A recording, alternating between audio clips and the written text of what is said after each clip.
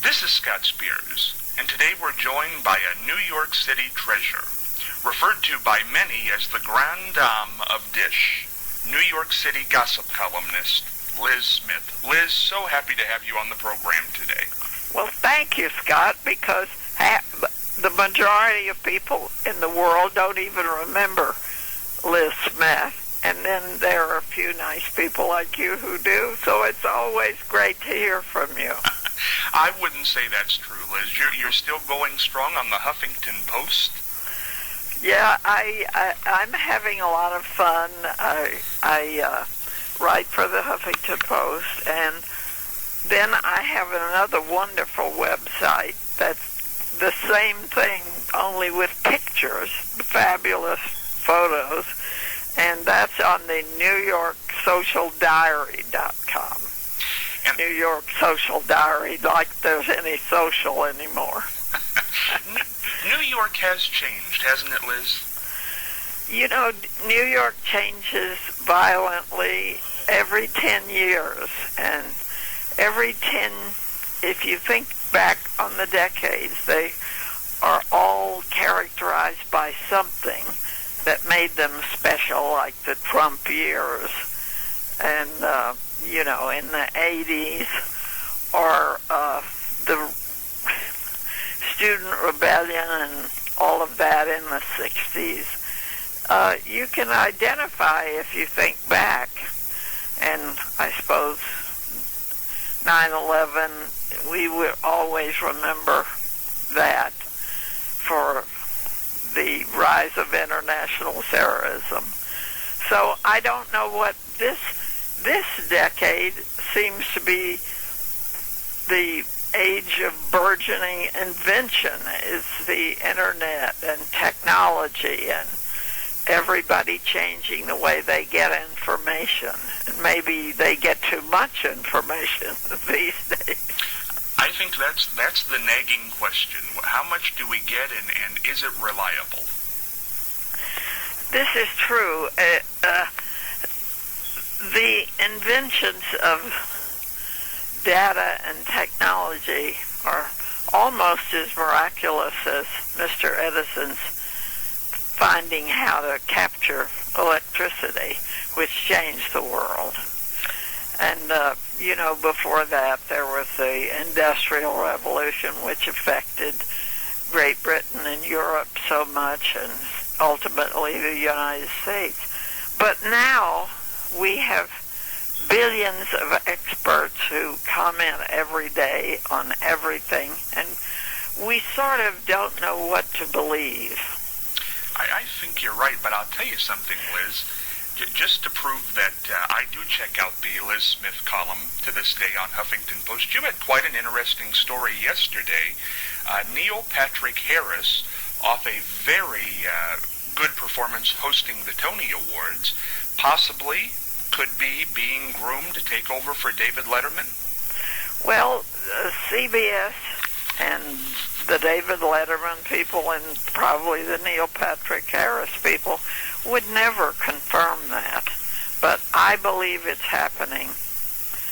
And that is a kind of, if it's inaccurate or if it turns out not to be true, it'll just be as if it never was. And it doesn't do any real harm. But there is so much misinformation that does do real harm. May I give you an example? I'd love you to. Since I was fired by the New York Post, or they didn't keep me on, you might think I would never defend the Murdoch enterprises, but this thing about Rupert Murdoch splitting his company in two and then announcing that he's divorcing. Michael Wolff has written a big denunciation of all of that the terms that he settled billions of dollars on Anna Murdoch are unrealistic and not true. Well, even the Times printed that story. Everybody printed it, and everybody believes it. But Michael Wolff says if it were true, it would have destroyed everything. You know, there's no such thing as a $1 billion-plus divorce settlement. Liz, why would the Times report something like that if it's not confirmed by anybody? Well, it was a big, it was a story that the Murdochs, Rupert and Wendy, are getting a divorce, but the wrong thing was this amount of money he paid to the ex-Mrs. Murdoch. I mean, she's not an unreasonable woman, and it would have destroyed the company. She wouldn't do that to her children. So I don't know why the Times hasn't recalled it, at least. You know, I always believe everything I read in the New York Times, which is turning out to be stupid. Well, Liz, this brings up a very interesting question. Off we go off in this area during this interview, but I have noticed something recently on television that I have never noticed before. In what are supposed to be newscasts, legitimate ones, you know, NBC, ABC, CBS, they're all busy promoting themselves. They really are, and when they report a story, they'll say, it is reported, but then they'll comment on it for 10 minutes, and if the viewer comes in on that, well, they believe it's true. The three words, it was reported, doesn't mean anything to them. It doesn't. And I feel sort of like television is. Well, print journalism, it's too bad it's all disappearing, because that's really a tragedy. But then the horse and buggy disappeared, you know. In this case, I think the television networks are just doing themselves in with self-promotion and grandiose, just clutching on to giving the next little piece of news. They have all 3, 4, 5, however many of them are not just channel television. Network television has just become despicable in its willingness to do anything to promote its own shows and to say anything without any substantiation. They're just following in the footsteps of the Internet, where you can say anything. You can insult anybody. You don't have to ever correct yourself. That's very well put. I would agree with you 100% on that, Liz. You know, you mentioned something there, and I don't want to get too deep into this, but we haven't talked since this. In 2009, the New York Post did stop your column, called it a cost-cutting measure. You just called it being fired. Why did that happen, Liz? Well, I don't think the editor, Cole Allen, I was ever his cup of tea. And he just took the opportunity to get rid of me. He didn't get rid of everybody, but he sure got rid of me. I don't want to get into dollars and cents here, Liz. But well, that was ridiculous that I was ridiculous. fired. The Murdoch Empire had plenty of money, and they were just, look, it's their ball game. They're entitled to let people go, either because it doesn't suit them, they think the person is getting too old. I don't think that was the reason. I was certainly getting too old. I'm too old to be standing now, but I'm still keeping on because it's fun. It's just fun. I have no expectations. I don't make very much money anymore, and I wasn't making too much money from them then. I want to go back, Liz, here for a second, because I want to touch on things that I don't know if people know about your life. In your own words, what was your childhood like growing up in Michigan? Well, I grew up in Texas. Oh, Texas, excuse me. I'm glad I didn't grow up in Michigan, one of the most currently ideologically bastardized states in the Union. I mean, I think their politics are just awful. And Texas isn't much better. These are states that are being run by big interests who just don't care about the mass of people who depend on them for government help and guidance and jobs and all that. But when I was growing up, it was idyllic to grow up in Texas. It was fun. I had a perfect childhood. When did you know you wanted to be a journalist? Well, when I was a little kid, I used to borrow my father's typewriter and print newspapers, and that wasn't easy. And I don't know, I was just always writing, and when I went to the University of Texas, finally I got a degree in journalism, and I learned how to write there, because the University of Texas was and is a great school. How did you transition into what we know you for now, and probably will know you best for time, a gossip columnist? It just sort of happened to me. I thought I was going to be an important, serious writer for the New Yorker and the New York Times, but when I got here, I had to take a job typing for Blue Cross, and I just kept pecking on every day, and finally I got a producing job with Mike Wallace on radio, and he really started my career. From there I went to NBC, and I produced there for a while, and then finally somebody noticed my writing, and Rex Reed really recommended me to the New York Daily News. So that was how my column began. Liz, people take that word, gossip, and even though everybody does it in their private homes, it's used as kind of a derogatory term. Do you feel it was looked down upon, what you did? Yes, I know it was, but I don't agree with that. I think everybody gossips, and gossip is just news running ahead of itself. And what you have to do when you're handling it is say, I'm not sure, or I don't know, or I can't prove this. People are saying this because that may be true.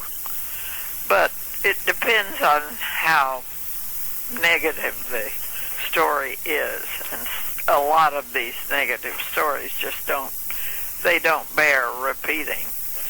But I don't see anybody holding back much anymore. So I'm not going to be self-righteous. I think gossip is a really important thing. It helps you to understand what you feel morally about public people. It helps you sort out your own feelings. Are the Kardashians just idiots? Are they just a collection of beautiful women who seize the moment? I mean, you can figure it out yourself. You can think what you like about them. If somebody came to you, Liz, and said, what is your definition, the Liz Smith definition of the word gossip, what would you say? I said it was the news running ahead of itself in a red satin dress. I like that. You just have to be careful and responsible and admit when you're wrong. I'm always admitting I'm wrong. I don't think anybody can write 90 lines a day and be right about everything. What is the process for getting ahead of the news? How did Liz Smith get her info? Well, things have changed so much that I don't regard myself as I did when I was in a daily paper. I had a lot of influence in New York over 40 years, but I don't have that now because everybody can do it. Everybody blogs.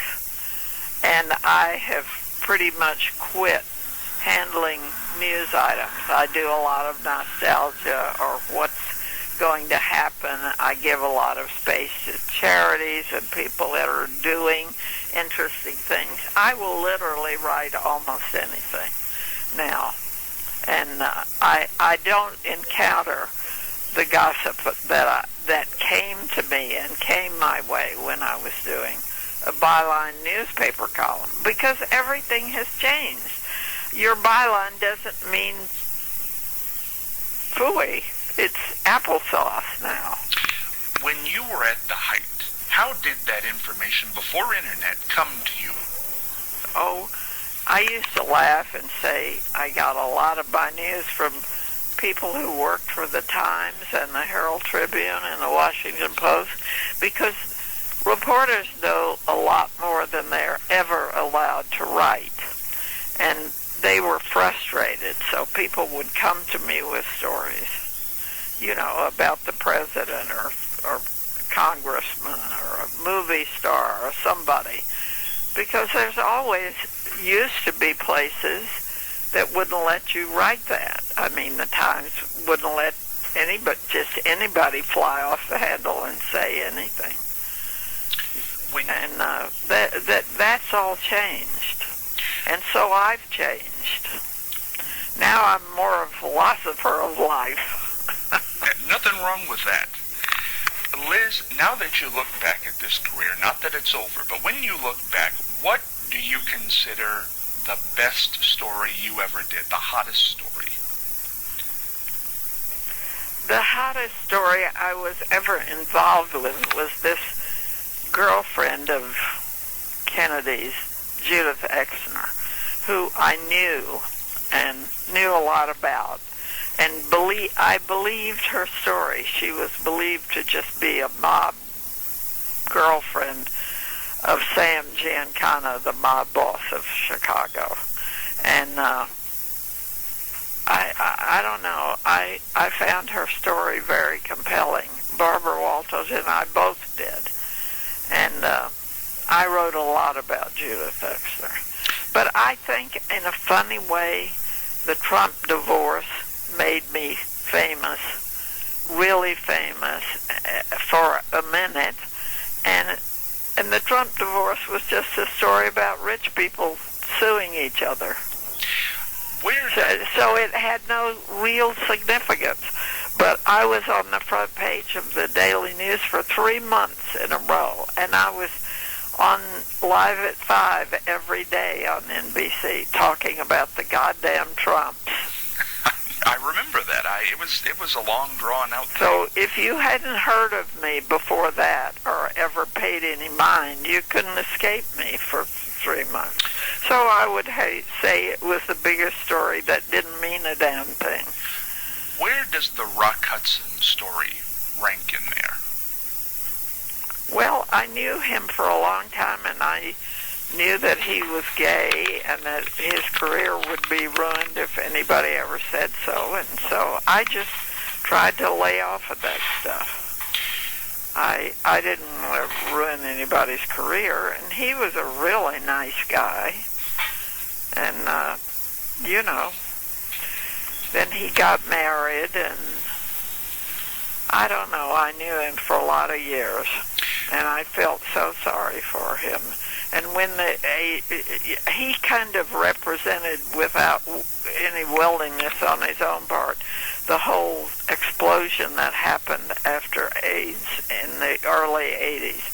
So I tried to handle that rationally. I made some mistakes, but I tried to correct them. When you look back at this career, is there a story that you just regret doing because maybe it hurt people, maybe it wasn't right? Oh, yeah. I printed some stuff from what was going to be in the Woodward and Bernstein book about the Nixons, and to the effect that Mrs. Nixon was drinking. And I always regretted I did that, and I still regret it, and I don't know if it was true or not, but the truth was no excuse. I should have laid off of that. You know, Liz, you've talked about a few of them in this interview. Your life has touched so many New York career-minded people, and they're fascinating because they're some of my favorite people, and I want to bring up a few of them. You mentioned one, Mike Wallace. What was he like? Well, he was just exactly what he appeared, like, very confrontational and argumentative. And if you said black, he said white. But inside, and he just made life a horror as he became more and more famous on 60 Minutes. See, I had worked for him long before that, when I was just a kid. But he was great to me. He was my friend. And so I miss him to this day, but I don't envy people who had to deal with him. A lady who was on this program who I liked a lot, Helen Gurley Brown. Well, I had a wonderful experience with her. She became one of my best friends, and I was one of the rare people who didn't get let go when she came to take over Cosmopolitan. So we had a wonderful life together up until her recent death. She's the only... And she sort of... she outlived her time in ways that I probably am outliving mine. But, she made a revolution with a sexy magazine. And now all magazines are sexier than Cosmopolitan ever hoped to be. So she kind of lived to see that, and I think it sort of staggered her in the end. But the Hearsts appreciated her, and they loved her, and they took care of her till she died. You know, Liz, when I had her on, it was not too long after her husband had passed away. She's the only interview guest who has ever called me Pussycat throughout the interview. I love that lady. She was just fantastic guest. She was great. Barbara Walters. Yeah. Well, Barbara did a lot for me. She befriended me. She made me kind of socially acceptable when I don't think I was. And I owe her a lot. But I was criticized a lot for not writing bad things about her. I would have to say, my friend Barbara Walters, so I'm not going to dish her. Why is she retiring? I just laid off. I have never seen what there is to dish about her. She's just extremely capable and always, her own best friend, and she doesn't take any nonsense. And she did make valuable inroads for women in determining their own future. So she's not the worst person in the world, even if you didn't like her. I would agree with that. I mean, she's never done anything except be a reporter and be a very ambitious reporter. Why do you think she's hanging it up, Liz? Well, frankly, I think it's time to go. That's all. If she wants to go on working, she can. She will always be able to work. But she says she wants to retire at the end of, I guess, next summer. So she's giving it her last shot. Do you think she will be able to walk away? I don't really know.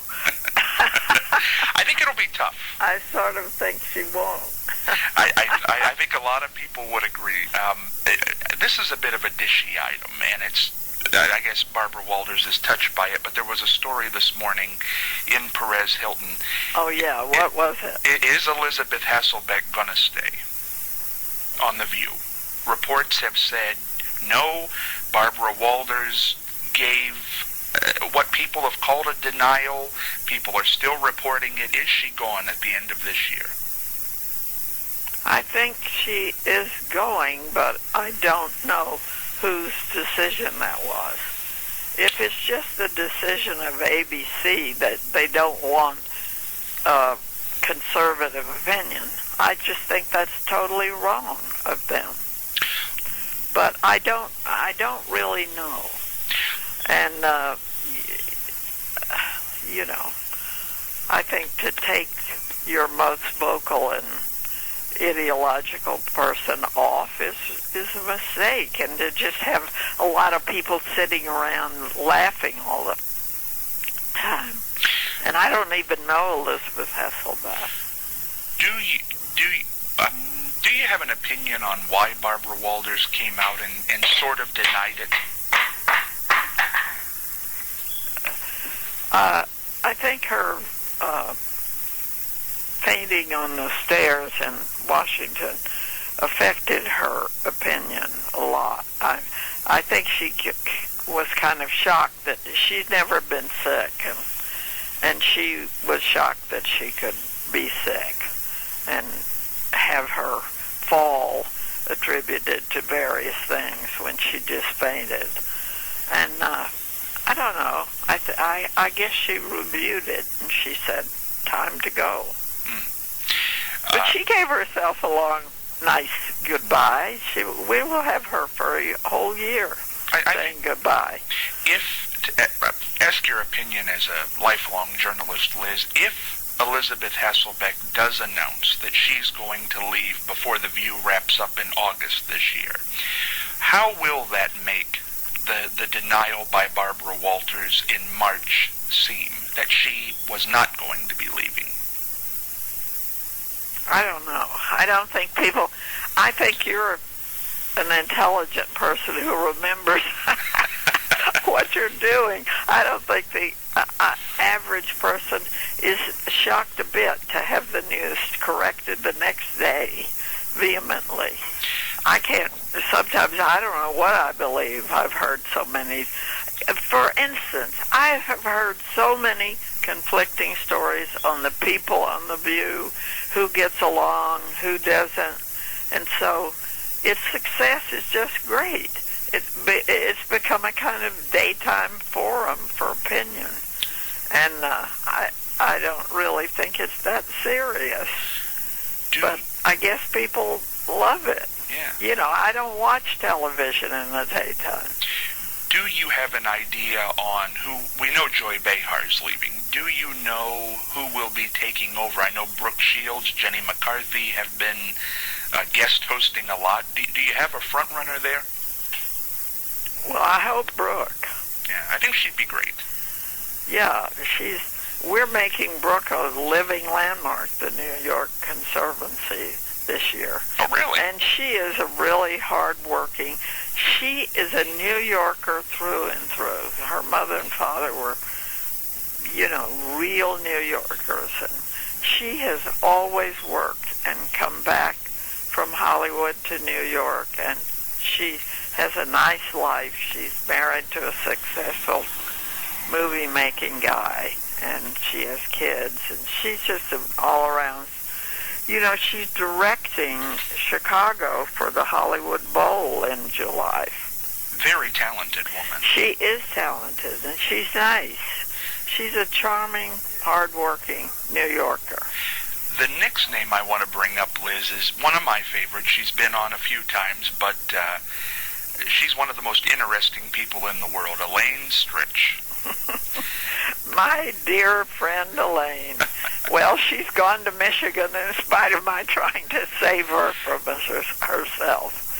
Well, and last week, Liz, the story came out in Vanity Fair, I believe, she was quoted that she is very unhappy in Michigan. Oh, well, I think she's just adjusting. It's not exactly what she thought, and I won't be surprised when she moves back to New York or somewhere near New York across the Hudson. She already lived over in Sneden's once, so she might come back. I'm predicting she'll come back. Why do you think she did this? I think she was just fed up and not really getting along with the Carlisle. I don't know that the Carlisle Hotel wanted her Mishigosh anymore. She's like a lot of us old people. She's not so easy to get along with anymore when we realize how fallible we are and that we have aches and pains and things. You know, I have to tell you, Liz, a side note here on Elaine, because she has been on a few times, and I think she's a treasure. I think she's a landmark. She should be a landmark. But she is. But she's a living landmark. But we talk about getting older and personalities getting a little grumpy.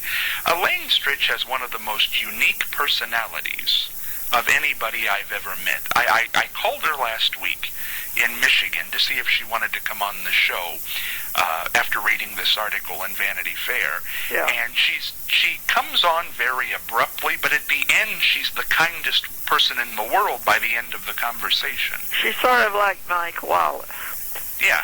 She's she's a lot of sound and fury, but she is unique. She is one of the most talented people I ever met, and I just adored her when I met her in 1953. I met her. We have the same birthday. We have never had a crossword with each other, and we couldn't be more different. And she has just been a great friend, and I've been a great friend back to her, because she's like the Japanese would call her a national treasure. Oh, I agree. Are you going to go to Michigan to visit her? I did tell her I would, but I will have to be prodded with a hot poker to go. One more name I want to shoot out here, and sadly this person is no longer with us, and it truly is sadly. Ann Richards, former governor of Texas. Well, another wonderful person. I didn't really become friends with her until she was the controller of the state of Texas, and my brother, who was working for the Senate there in Texas, used to tell me all the time about this fabulous woman, and I never paid any attention to him. And then I met Ann, and then Ann decided to spend the last 5 years of her life in New York. So we had the most wonderful time, and I inherited all kinds of nice things that were just made possible by my even knowing Ann. So I was so unhappy when she went back to Texas, and I knew something was wrong, but she never complained. And then finally she did tell me she thought she would not survive throat cancer, and she didn't. She was a wonderful, inspiring, liberal ideologue, and she had women in her sights and wanted to help them, elevate them. You know, she has a wonderful daughter who's the head of Planned Parenthood. So a lot of people didn't like Ann's liberal politics, and Texas certainly proved it was a state that could do without her. But they loved her anyway. How good is Holland Taylor's performance? It's very good, because it's so difficult. And she didn't really know Ann, and only met her once. But she's been great. And here, Ann, the history of Ann would be greater if the country were not currently, in the West particularly, so what I call backwards. You know, they're always yelling that they want less government. And we need more government all the time because of things that happen that are beyond the... Please, a state to secede would have to have a standing army. It would have to create a postal system. It would have to create its own taxation. I mean, this is why we can't let states secede from the Union. Do you remember the last conversation you had with Ann, Liz? Because I remember her being so positive that she could fight this. Oh, yeah. She went right to the end saying, oh, Liz, these narcotics they're giving me, they just make me see things. And she was always very positive. And she never complained, really. She was just remarkable. She was just a strong-willed woman. I'm going to impose upon you here for a second, Liz. I'm going to give the audience a little background on this. When Governor Richards passed away, there was a memorial service in Texas, and Liz Smith spoke at that memorial service and gave one of the greatest eulogies I have ever heard. To me, it's the greatest. Oh, well, how do you think so? Liz, it was funny, it was true, it was, I can almost hear it in my ears. Thank you. I'm so pleased you think that. Well, because of that, I want you, if you could, because he was a guest on this show, Tony Curtis, can you tell the Tony Curtis story without getting us kicked off the air?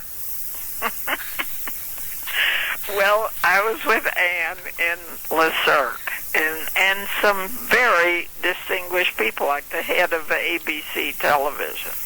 And all of a sudden, off to the side, I see a man beckoning, all hunched over, and whispering at me. And I looked at him, and it was my old friend, the actor Tony Curtis. And he screamed at the top of his lungs, "F you." And I said, "Well, thank you very much." And at that, the waiters came and threw him out.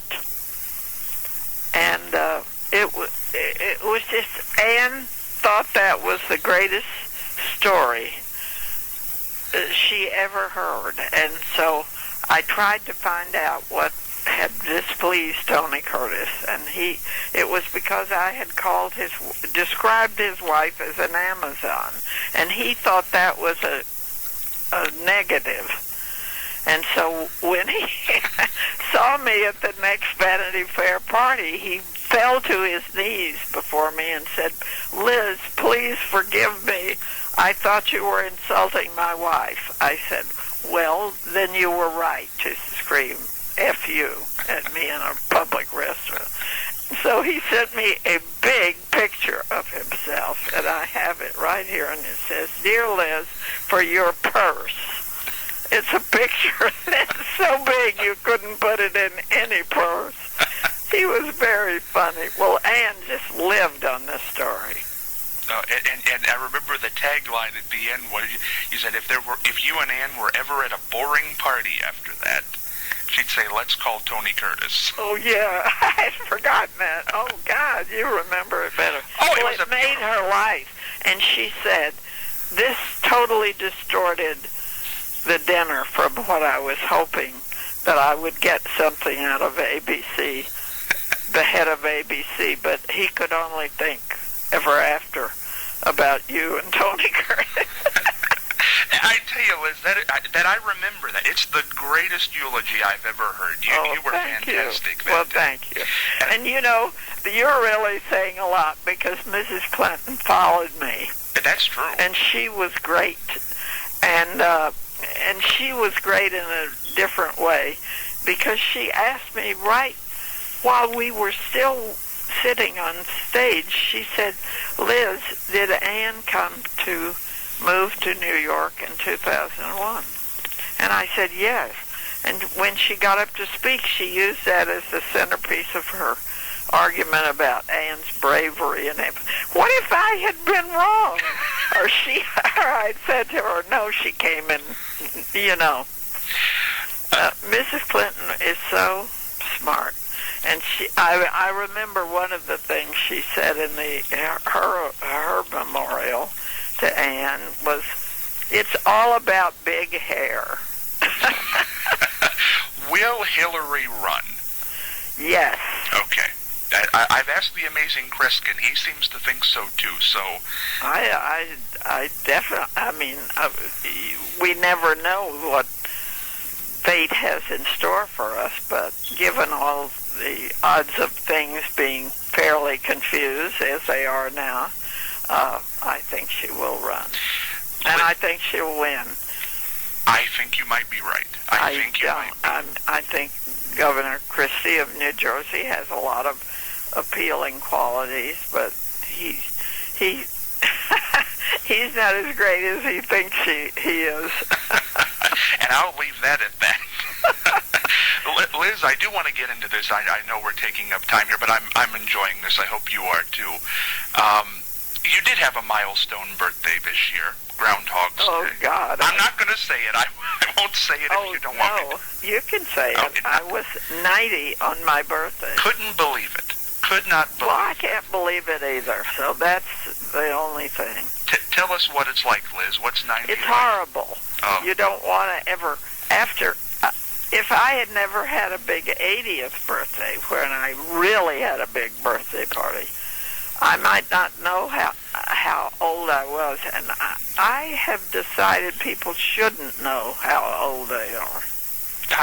They should just act whatever age they feel, but I've been pretty convinced that I'm getting on. What's the secret, Liz? I mean, to live this long, you've had to done something right. No, I just have good genes, and I never smoked. And I didn't drink until I was really middle-aged. And I didn't drink too much then. So, I don't know. Ann used to say, Ann Richards used to say, Liz, you're killing yourself. You only eat from the brown and white food groups. And she was right. I've never taken too many pains. I've heard people who live to be 90 say, I never thought I'd make it that far. Did you ever think about it? No. Never did.